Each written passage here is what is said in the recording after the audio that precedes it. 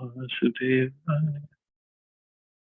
Om Bhagavate Vasudevaya. Narayana Namaskritya Naram Chaiva Narottamam Devim Saraswatim Vyasam Tato Jayamudiriye Nashtaprayeshu Bhadreshu Nityam Bhagavata Sevaya Bhagavati Uttam Shloke Bhaktir Bhavati Naishtiki. So continuing with the discussion on nectar of instruction, verse number 2. So Prabhupada further talks in his commentary. Modern warfare waged between capitalists and communists is due to their avoiding the advice of Srila Rupa Goswami regarding atyahar. Modern capitalists accumulate more wealth than necessary, and the communists, envious of their prosperity, want to nationalize all wealth and property. Unfortunately, the communists do not know how to solve the problem of wealth and its distribution. Consequently, when the wealth of the capitalists falls into the hands of the communists, no solution results. Opposed to these two philosophies, the Krishna conscious ideology states that all wealth belongs to Krishna. So this atyahar means to accumulate more and more and more, and later on it becomes lolyam, greed, excessive greed for wealth, especially for wealth, and then everything else follows. So capitalists say communists are wrong, communists say capitalists are wrong. Actually, they both are wrong, because the basis of their whole ideology is atyahar. Communists say, oh no, wealth should be distributed among general mass of people. Everybody should have it. Well, they don't really give it to everybody. Only few people take it. And capitalists say, those who work hard, they can have some wealth. But there's also so much of corruption and not taking care of have-nots. Those who don't have, they are supposed to be taken care of. Just like in a family, if one brother is well off, he should and he can take care of other brothers if they are not well off. This is what Prabhupada opposed to these two philosophies. The Krishna conscious ideology states that all wealth belongs to Krishna. Thus, unless all wealth comes under the administration of Krishna, there can be no solution to the economic problem of mankind. But even then, yes, ideally, yes, all wealth should come under the administration of Krishna, and then there should be Brahman, Kshatriya, Vaishya, Shudra, living according to the scriptures and taking care of the society. For Kali Yuga, problem in Kali Yuga is hypocrisy and quarrel. Everybody is like that. Nothing can be solved by placing wealth in the hands of the communists or the capitalists. If a $100 bill is lying on the street, someone may pick it up and put it in his pocket. Such a man is not honest. Another man may see the money and decide to let it remain there, thinking that he should not touch another's property. So there could be every kind of person. If you see a $100 bill on the street, we'll just pick it up, put it in our pocket, then we are thieves. If you just leave it alone, then we are stupid, because somebody will come and steal it. Although this second man does not steal the money for his own purposes, he is unaware of its proper use. The third man who sees a $100 bill may pick it up, find the man who lost it, and deliver it to him. This man does not steal the money to spend for himself, nor does it neglect it and let it lie in the street. By taking it and delivering it to the man who has lost it, this man is both honest and wise. And of course, devotees can go a step further.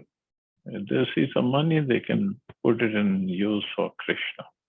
Because ultimately, Krishna is the ultimate owner of everything.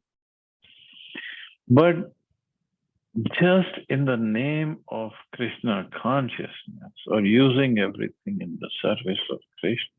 Sometimes devotees also get they start using it in their service, and that's where the problem comes. They say, "Oh, yukta har, I'm yukta vairagya. I'm using everything in service of Krishna." And there's a fine line between what they are. Are we really using it in service of Krishna, or are we really using it in our service? That we have to see. And it all comes under the categorization of atyahar. Simply transferring wealth from capitalist to communist cannot solve the problem of modern politics, for it has been demonstrated that when a communist gets money, he uses it for his own sense gratification.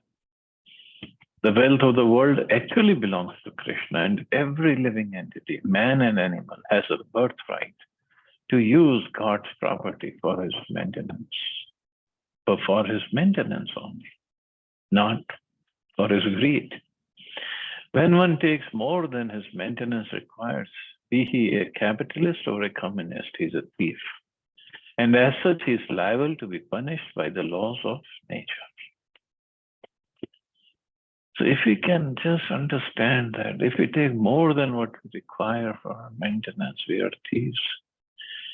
Now, again, how do we define how much do we need? Everybody's needs are different. And like Rupa Goswami himself, when he got out of the job under Nawab Hussain Shah, so he had so much of wealth that the full board was filled with the gold coins. That much wealth he had. But what did he do? He divided into such way, 25% he gave for the religious purposes for Brahmins. 25% he gave to his family members, and 50% I think 25% he kept for emergencies, and 25% for retirement, something like that. And even after that, he was not at all attached to money. So he basically gave it all up, and he used 10,000 gold coins for ensuring the release of Sanatan Goswami from the prison. And after that, they both were just living under different trees in Vrindavan. Every night they would stay under a different tree. So their thought was they didn't want to get attached to a tree also. Forget about having a house or any other possessions. Tyakta turnam ashesha mandalvati. That's what Srinivasacharya has sung. So the wealth of the world should be used for the welfare of all living entities, for that is the plan of Mother Nature. That is why it is said in Bhagavad Gita, we read that yajna, dan, and tap should never be given up. Dan has to be there. So yes, it's good to make money, but charity. We have to give it. We have to donate. Everyone has a right to live by utilizing the wealth of the Lord. When people learn the art of scientifically utilizing the Lord's property, then they will no longer encroach upon one another's rights. Then an ideal society can be formed. When people learn the art of scientifically utilizing the Lord's property, then they will not encroach upon another's rights. And another's right is, why do we encroach? Because we are jealous, we are envious of somebody has something which I don't have. And I think, because I'm the best judge of the situation of the person, I think this person should not have money or whatever property. I should rather have it, instead of thinking whatever Krishna has decided. It's great, fine. But we become the best judge in these cases. The basic principle for such a spiritual society is stated in the first mantra of Shri Isha. Isha vasyam idam sarvam yad kincha jagatyam jagat tena tyaktena bhunjita ma grita kasya sridhanam. Means everything animate or inanimate that is within the universe is controlled and owned by the Lord. One should therefore accept only those things necessary for himself, which are set aside as his quota, and should not accept other things, knowing well to whom they belong, which are set aside as his quota. So set aside as his quota means whatever is in my destiny, it will come to me. Of course, I have to work, not working too much for it, no over endeavor, but whatever work I have to do as a job or business, I do, and then money will come, whatever is in my hands. Whatever is in my destiny, it will come. Definitely it will come. But the problem is, we think I deserve more money, I deserve more more things that I can enjoy, and I deserve this, I deserve that. How do I know what do I deserve? And if I am encroaching upon somebody else's possessions, then definitely punishment is waiting for me, either in this life or next life. Punishment will be there. So yes, one has to learn how to be satisfied, completely satisfied with what he has.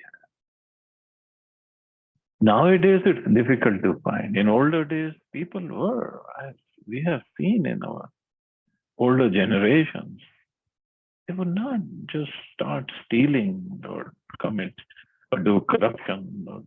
No, not going to do it. Just live simply, that's all.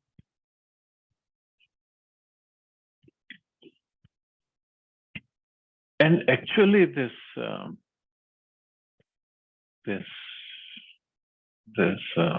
competitive mentality, which leads to jealousy and enviousness, it has brought about actually ruination of the society, of the nature, of Mother Earth, of relationships between people, and then ultimately leads to what? Stress, frustration, depression, and then it leads to we lose our own health. What's the use? People used to live so simply, as Prabhupada himself mentioned. If somebody has a little land and a cow, he can live very peacefully. What more he needs? But the problem is the greed. I need more, I need more. And in that process, we are killing cows. India is the biggest exporter of leather, biggest exporter in the world, where the cows are supposed to be worshipped. Just in name of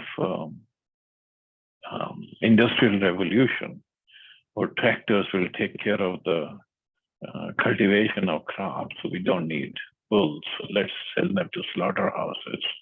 We don't need cows for the milk, we can do so many things. So let's send the cows to slaughterhouses and let's just eat their flesh. Don't need to do that. Ultimately, we want to live happily. We want to live a healthy life. And that's not available in the cities these days anyway. And the kind of lifestyle we have, it's not available there. So where have we brought? Where have we come now? Just like I was listening to a lecture, and then I also quoted that. These days, suppose we want to have a chapati, so simple roti. Early days, okay, have some land, you grow your own wheat, or you grow vegetables, and other person is growing weeds, and we do the barter system, and we get the wheat and just cook, grind it, make chapati, eat with the vegetables grown from your yard, and drink some milk and be happy. Now to have a chapati on our plate, let's analyze what do we need. So we are not growing wheat, so we buy the wheat, but the kisan, the agriculturalist, the farmer who is growing the wheat, he has to get the seeds from government. Government supplies him the seed. He cannot have his own seeds. Then he has to cultivate it. He has to cultivate the land, till the land with the tractor, get the seed from the government. And the tractor itself doesn't come just like that. He has to have money or get some loan from the bank, and the tractor manufacturer has to be there. Tractor manufacturer has to have so many different people making parts for the tractor, and they are supplying him the parts. So he is making the tractor. Again, so many industries are involved. To run the tractor, need to have petrol or diesel, and for diesel, government has to get in agreement with some countries who have oil, and then so many different transactions going on between the government and the other government, and then so many industries are involved, and then the shipping industry is there just to get for us to get one chapati in our plate. And then further, now the tractor to come from city to the village, we need to have roads, we need to have all kind of infrastructure. Then the bank industry, the insurance industry, the air conditioning industry, for so many things. Now, IT industry has to be there to take care of, make sure everything is going on okay, banks, insurance, and blah, blah, blah, blah, blah. And then the water industry, water supply has to be there for the field. So many engineers, so many other professions are there just for us to get one chapati in our. How complicated we have made it. And it's supposed to be so simple. And that's why village life was supposed to be simple. It's not simple anymore because of the greed. And the point was, end of the day, because nobody does the farming 12 months a year.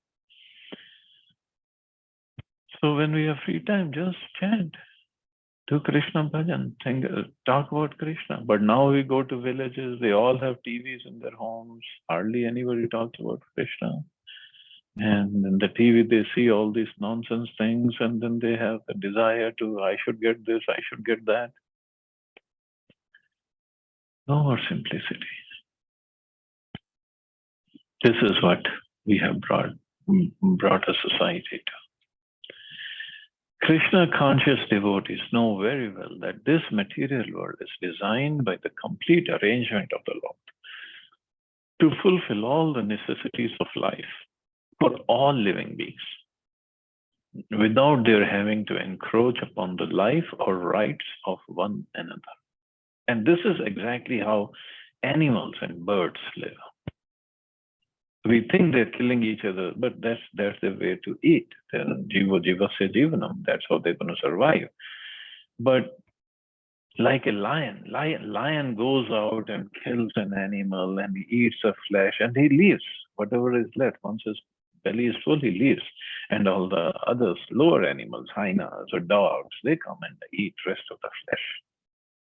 And lion does not go out and kill unnecessarily, and doesn't even kill every day. And even when he kills, he's not going to kill 3 or 4 animals at a time. Just one animal, and then he eats and he's satisfied. He goes to his place and just sleeps. But this is not what human beings do. We have higher intelligence. So we have to have fridge and the freezer to save for next day, next week, next month, next year. And here in America, they have, it's so demoniac actually. They have the hunting season. So the animals are allowed to flourish freely when the season is not there and it is close season. And then the hunting season comes. And all these hunters, they have their high-powered rifles and whatever instruments. They go and hunt animals, and the deal is whatever animal you hunt, you kill, you can keep the flesh. So they kill the deer after hunting him with a rifle, not with the bow and arrow. And then they bring the deer home and then they skin it and keep the meat in the deep freezers for the rest of the year. Come on. This is demonic.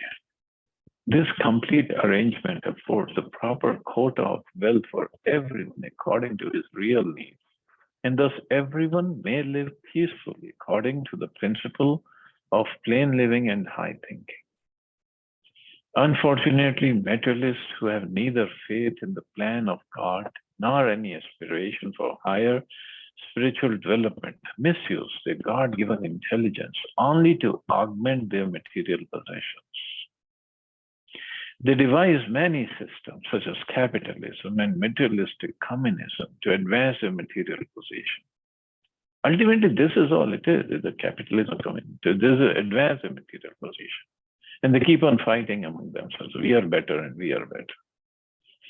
They are not interested in the laws of God or in a higher goal, always anxious to fulfill their unlimited desires. For sense gratification, they're conspicuous by the ability to exploit their fellow living beings. And not just fellow living beings. Now they want to exploit the other countries, the people of other countries, poor countries.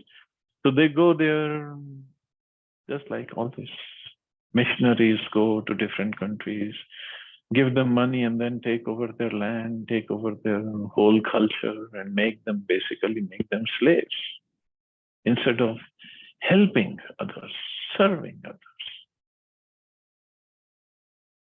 That mood is not there at all.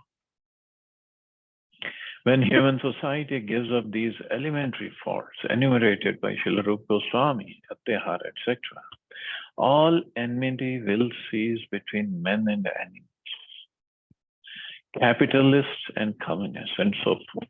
In addition, all problems of economic or political maladjustment and instability will be solved. This pure consciousness is awakened by the proper spiritual education and practice offered scientifically by the Krishna consciousness movement. So if we give up this simple thing of atyahar and the greed part, we all can live peacefully.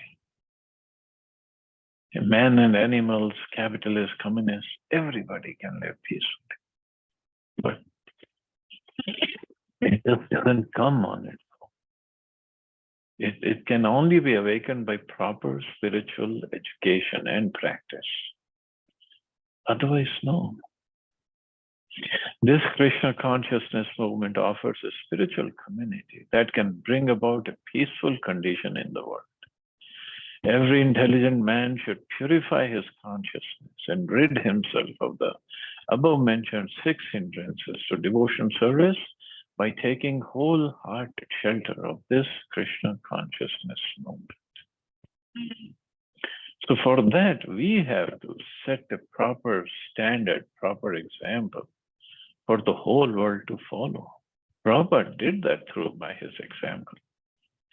So we have to, as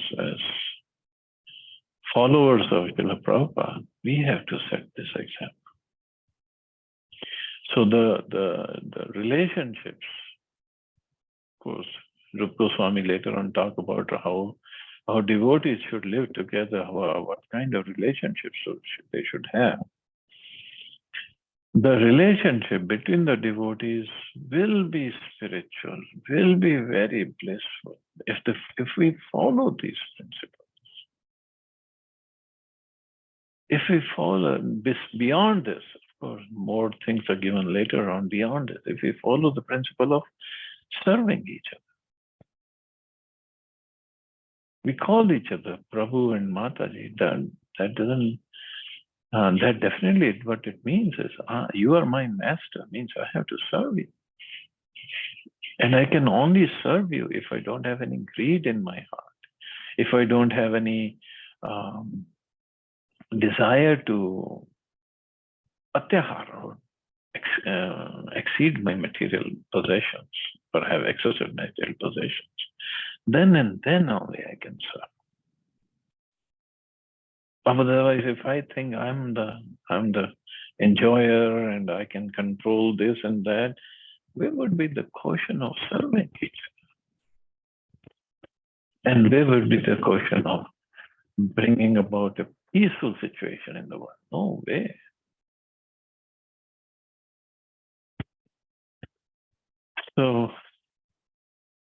So wonderful, wonderful shlokas or texts that Rupa Goswami has given, and on top of it, the commentary that Prabhupada has given. It's amazing.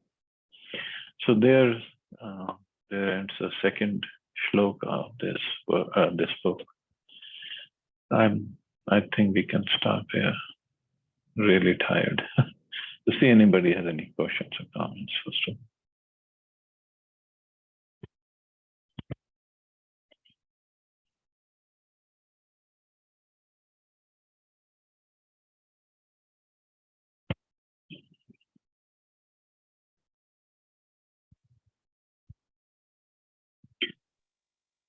Okay, so you all have a safe and wonderful day. Hare Krishna. Jai Shri Prabhupada.